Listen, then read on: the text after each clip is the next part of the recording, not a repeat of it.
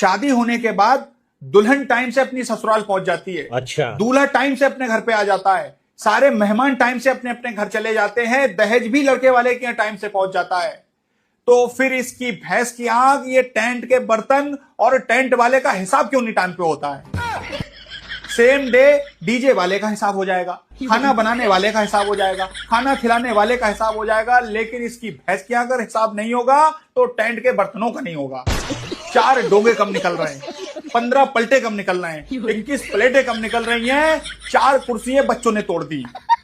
उधर दूल्हा दुल्हन भाई साहब हनीमून मना के घर आ जा रहे हैं, लेकिन घर वाले इसकी भैंस की आंख बर्तनों का हिसाब ही नहीं दे पा रहे हैं। और टेंट वाला जब भी मांगेगा पैसे घर वाले से, तो घर वाला कहता है आपके और वीडियो कैसेट वाले के पैसे रह गए, बाकी सबका हिसाब कर दिया है। लेकिन तुम चिंता मत करो, वीडियो कैसेट वाले को बाद में दूंगा, पहले तुम्हें दूंगा।